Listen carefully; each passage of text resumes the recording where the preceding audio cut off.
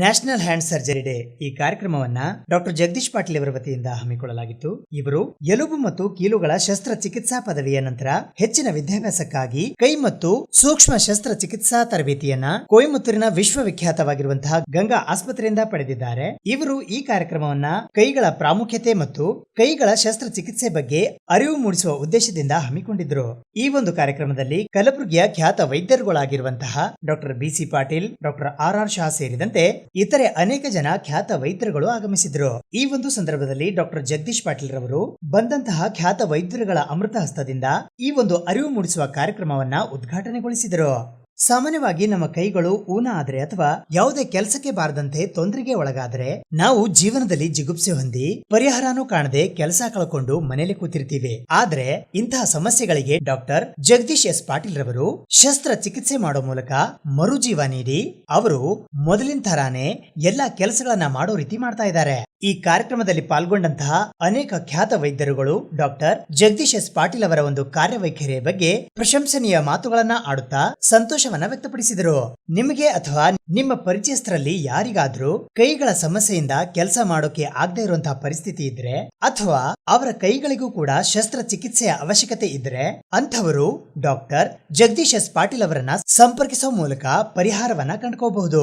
Doctor Jagadish S Patil ಅವರನ್ನ ಸಂಪರ್ಕಿಸುವ ವಿಳಾಸ ಅಂದ್ರೆ Shivasharana super speciality centre, Jevargi cross ಹತ್ತಿರ, ಕಲಬುರಗಿ. ಹೆಚ್ಚಿನ ಮಾಹಿತಿಗಾಗಿ ನೀವು ಫೋನ್ ಕೂಡ ಮಾಡಬಹುದು. ಮೊಬೈಲ್ ಸಂಖ್ಯೆ 9844055971. ಧನ್ಯವಾದಗಳು.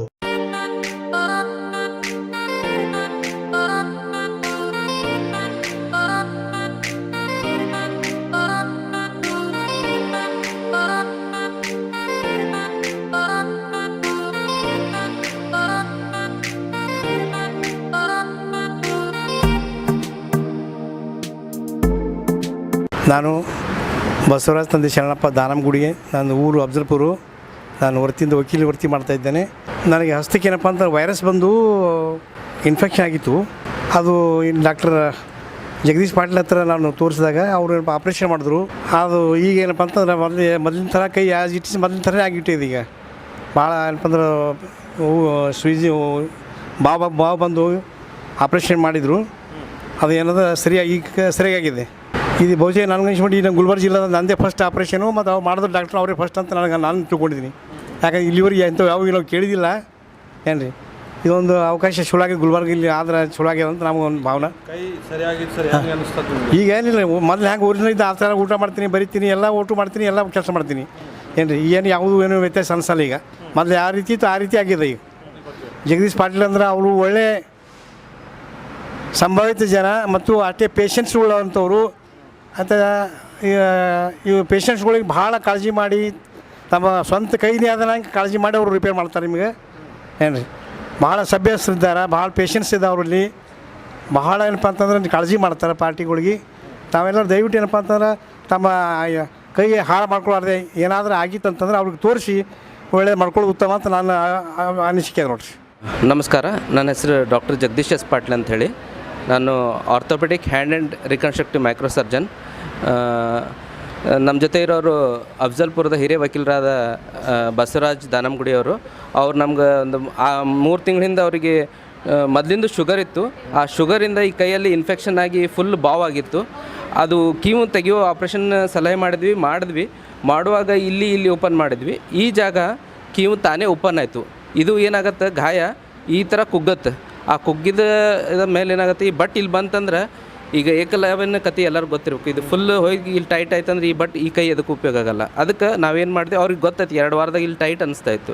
ಅದಕ್ಕೆ ಆ ಗಾಯವನ್ನು ಮತ್ತೆ ಓಪನ್ ಮಾಡಿ ಎಲ್ಲ ಇದು ಮಾಡಿ ಈ ಕಡೆ ಭಾಗದಿಂದ ಚರ್ಮವನ್ನು ತೆಗೆದು ಇಲ್ಲಿ ಸ್ಕಿನ್ ತೆಳಗಡೆಯಿಂದ ಟನಲ್ ಮಾಡಿ ಇಲ್ಲಿ ಮಾಡೋದ್ರಿಂದ ಅವರು ದೊಡ್ಡ ಚರಿಗೆ ತಮ್ಮ ದಿನನಿತ್ಯ ಕೆಲಸಕ್ಕೆ ಏನು ಬೇಕು ಬರೆಯೋದು ಎಲ್ಲ ಮಾಡೋಕ್ಕೆ ಇದೊಂದು ಹೊಸ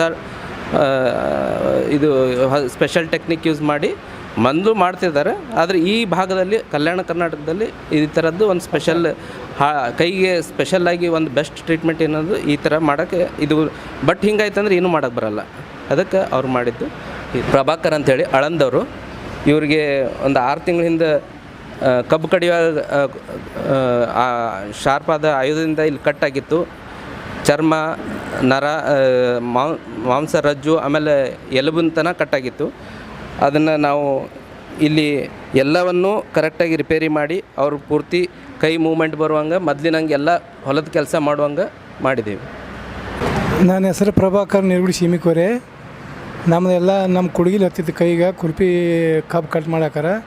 ನಮ್ಮದು ಜಗದೀಶ್ ಪಾಟೀಲ್ ಸರ್ ನಮ್ಮವರು ಎಲ್ಲ ಅವ್ರದ್ದು ಮಕ್ಕಳು ಸಾಮಾನು ನಮ್ಮೆಲ್ಲ ಎಲ್ಲ ಚೆಂದೆಲ್ಲ ನೋಡಿಕೊಂಡು ನಮ್ಮ ಕೈ ಎಲ್ಲ ಆಪ್ರೇಷನ್ ಮಾಡಿ ನಮ್ಮದೆಲ್ಲ ಕಮ್ಮಿ ಆಗ್ಯದ.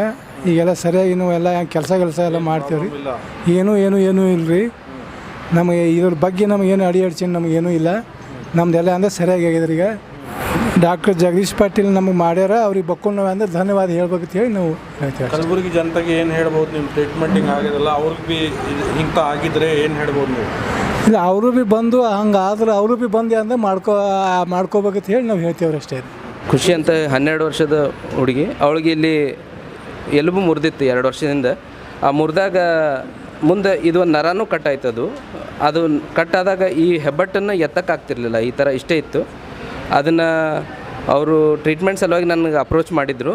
ನಾನು ಹೇಳಿದೆ ಅದನ್ನು ಮಾಡಬೇಕಂದ್ರೆ ಇದು ಇಲ್ಲೆಲ್ಲ ಡ್ಯಾಮೇಜ್ ಆಗಿದೆ, ಈ ಬಟ್ಟನ್ನು ಎತ್ತುವ ಒಂದು ನರ ಅಂದರೆ ಮಾಂಸರಜ್ಜುವನ್ನು ತೊಗೊಂಡು ಇಲ್ಲಿಂದ ಇಲ್ಲಿ ಟನಲ್ ಮಾಡ್ಕೊಂಡು ಇಲ್ಲಿ ತಂದು ಅಟ್ಯಾಚ್ ಮಾಡಿದ್ಮೇಲೆ ಅವಳಿಗೆ ಈಗ ಮೊದಲಿನ ಥರ ಹೆಬ್ಬಟ್ಟು ಮೇಲೆ ಎತ್ತಿ ಯಾವುದಾದ್ರೂ ವಸ್ತು ಹಿಡಿಯೋಕ್ಕೆ ಈಸಿಯಾಗಿದೆ.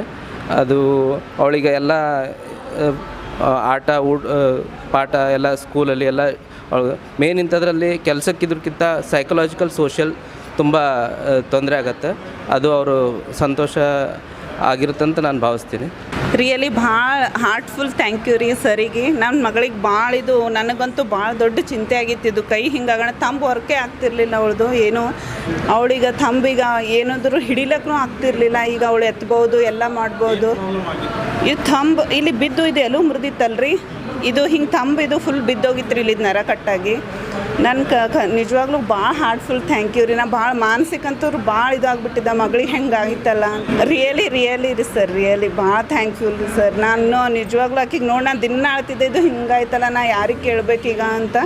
ಸರ್ ಪುಣ್ಯದಿಂದ ಎಲ್ಲ ಸರಿಯಾಗಿತ್ತು ನನ್ನ. This field, hand surgery, is a specialized, super specialized surgery. When I was a student of Professor Arasha as a UG as well as PG. We never had that much of importance of a hand surgery in those days. One fine day, why I came to this field, I was operating a patient, sometimes a bad crush injury. He lost his fingers. Some people they lost the hand. I was walking through a temple. I was going to visit a temple. The person which operated, he was sitting in front of temple. He wished me, Sir Namaskaram. I could able to get back the thing. I had to answer back to them. I said Namaskar. Why you are here? Sir, after the injury to my hand, I lost my job. Then he was starting begging. That's what I tell. The hand which creates anything, a creation should not beg. I felt very bad. Evening, I feel honored to be remembered and called by Dr. Jagdish for this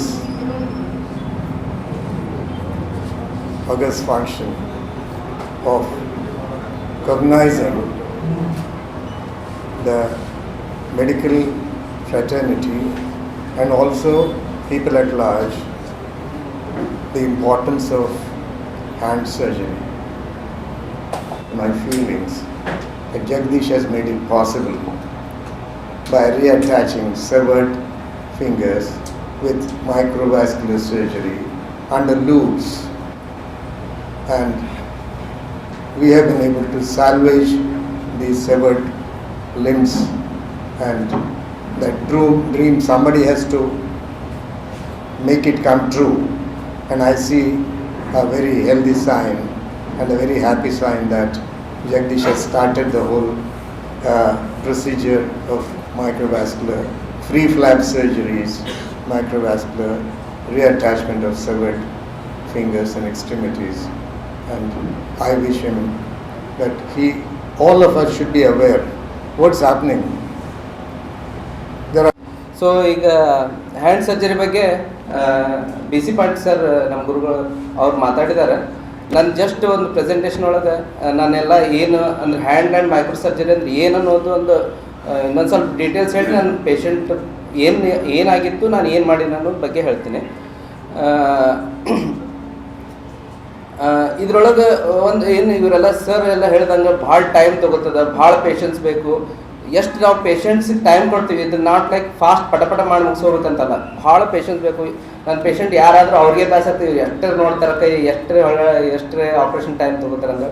but ಅಷ್ಟು ಮಾಡಿದಾಗೆ ಒಂದು result ಬರ್ತೀವಿ. ಜೇನು ಗೂಡು cut ಒಬ್ರು patient ನೋಡಿದ್ರಿ ನೀವು ಅವ್ರಿಗೆ best ಕೊಡ್ಬೇಕಂತಂದ್ರೆ put yourself in patient's position. ಒಂದು ಕಿರಿಬಳ್ಳ ಒಂದು ತುದಿ ಹೋಯ್ತಂದ್ರು ನಿಮ್ಗೆ ಹೆಂಗೆ ಅನ್ಸ್ಬೇಕಂದ್ರೆ ನಿಂದೇ ಬಳ್ಳ ಅಂತಂದ್ರೆ ನೀ ಎಷ್ಟು ವಿಚಾರ ಮಾಡ್ತೀವಿ, ಇನ್ನೊಬ್ರಾದ್ರೆ ಹೋಗ್ಲಿ ಬಿಡು ಅನ್ನೋ ಚಲ್ತಾ ಓಟ್ ಅದು ಆ್ಯಟಿಟ್ಯೂಡ್ ಇರಬಾರ್ದು. ಅದಕ್ಕೆ ಏನು ಬೆಸ್ಟ್ ಮಾಡ್ಬೇಕಂದ್ರೆ ಮಾಡಬೇಕಾಗ್ತದೆ ನಿಮ್ಗೆ ಗೊತ್ತಿದ್ದಷ್ಟು. ಆ ಥರ ಏನೇನಾದ್ರೂ ಏನೇನು ಮಾಡ್ಬೋದು ಅಂತ ಹೀಗೆಲ್ಲ ಇದಿರ್ತದೆ. ನಾನು ಅದು ನೆಕ್ಸ್ಟ್ ಪ್ರೆಸೆಂಟೇಷನ್ ಹೇಳ್ತೀನಿ. I know the couple Jagdish and Rashmi for the last 4-5 years. Rashmi was there with me and Jagdish used to come to me in the evening to pick up Rashmi. And indeed, as eyes are important today, I came to know even the hands are very important. Yeah, without hands, it is highly impossible to do execute any of your activities. So only one who has lost the hand, any part of the hand, will realize how important it is. Yeah, this overview, what Jagdish Patil has brought out was really wonderful. And today I know the importance. Now I have to take care of my hands so that nothing goes wrong. Earlier we used to take care of the eyes, now we have to take care of our hands. Thank you. Hand में हमारा कैसा है, hand needs total care.